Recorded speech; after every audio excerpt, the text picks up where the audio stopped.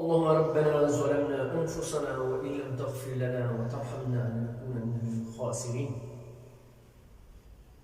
یہ وہ دعا ہے جو بنی نوع انسان کے باپ حضرت آدم علیہ السلام نے اللہ سے گڑ گڑا کے مانگی تھی. قرآن مجید میں بیان ہونے والے بہترین قصوں میں سے ایک قصہ بنی نوع انسان کے باپ حضرت آدم علیہ السلام کا ہے. آپ علیہ السلام اللہ کے پہلے نبی ہیں. آپ کا قصہ قرآن مجید کی مختلف صورتوں میں متعدد پیرائے میں بیان ہوا ہے. اللہ تعالیٰ نے سورہ بقرہ میں بیان کرتے ہوئے فرمایا،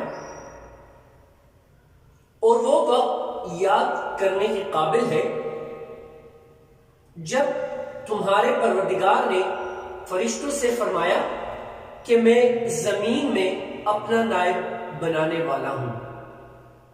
انہوں نے کہا، کیا تو اس میں ایسے شخص کو نائب بنانا چاہتا ہے جو خرابیاں کرے اور کشت خون کرتا پھرے؟ اور کیا ہم تیری تعریف کے ساتھ تسبیح و تقدیس کرتے رہتے ہیں؟ کیا یہ کافی نہیں ہے؟ اللہ تعالیٰ نے فرمایا کہ میں وہ باتیں جانتا ہوں جو تم نہیں جانتے. اس سوال کا مقصد نہ تو اللہ تعالیٰ پر اعتراض کرنا تھا، نہ بنی آدم کے مقام مرتبے کا انکار مقصود تھا، اور نہ انہیں انسانوں سے حسد تھا. یعنی فرشتوں کو انسانوں سے کوئی حسد بھی نہیں تھا. جیسے کہ بعض لوگوں کو غلط فہمی ہوئی ہے اس بات سے کہ پتہ نہیں فرشتوں نے اللہ تعالیٰ سے یہ مکالمہ کرتے ہوئے بہت ساری غلط فہمیاں لوگوں کو اس بارے میں ہیں. آج اللہ کے فضل سے ہم بنی نوع انسان کے باپ حضرت آدم علیہ السلام کا قصہ اس وجہ سے پیش کر رہے ہیں کیونکہ اس میں بہت ساری باتیں پوشیدہ ہیں. اس میں آج کے انسان کے لیے، یعنی جس طرح ہمارا ٹاپک بھی ہے today's life career counselling with Quran, چونکہ ہماری جو تخلیق ہے وہ بھی آدم علیہ السلام سے اور بی بی حوا علیہ السلام سے ہوئی ہے،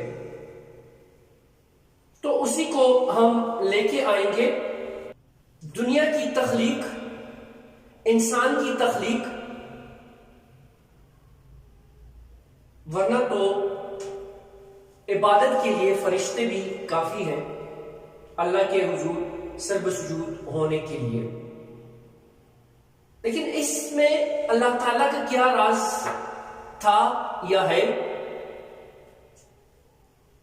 وہ سب چیزیں آج سے انشاءاللہ ہم ڈسکس کریں گے، اسی کلاس کا حصہ ہوں گی اور اسی میں ہم آگے بڑھتے جائیں گے اور اسی سے ہم آپ لوگوں کی کیریئر کاؤنسلنگ کریں گے.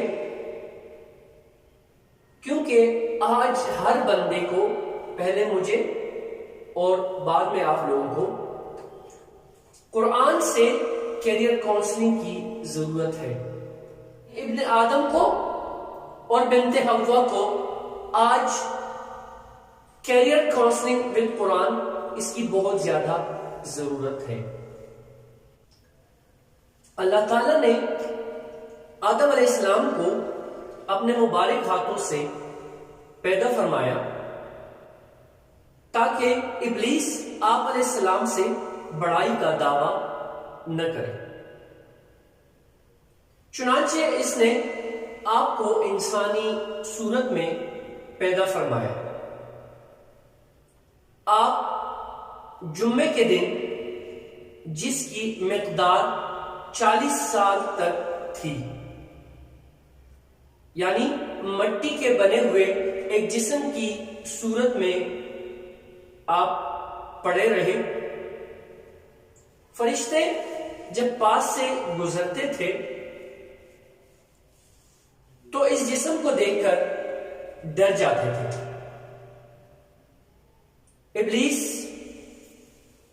جو کہ ابلیس نہیں تھا، فرشتوں کا استاد تھا، سب سے زیادہ خوفزدہ وہ ہوتا تھا۔ وہ گزرتے وقت اس جسم کو ضرب لگاتا، جیسے ہی وہ ضرب لگاتا تو اس جسم سے اس طرح کی آواز آتی جس طرح مٹی کے بنے ہوئے برتن سے کوئی چیز ٹکرائے تو آواز آتی ہے۔ اس لیے جب وہ کہتا تھا من صلصال کالفخار، سورہ رحمان کی آیت ہے، ٹھیکری کی طرح بجنے والی مٹی سے، تو پھر یہ کہتا تجھے کسی خاص مقصد سے پیدا کیا گیا ہے۔ وہ اس خاکی بدن میں منہ کی طرف داخل ہوا اور دوسری طرف سے نکل گیا، اور پھر آ کر فرشتوں سے کہا کہ اس پتلے سے ڈرو مت، تمہارا رب صمد ہے، لیکن یہ تو کھوکھلا ہے، اگر مجھے اس پر قابو دیا گیا تو اسے ضرور تباہ کر دوں گا۔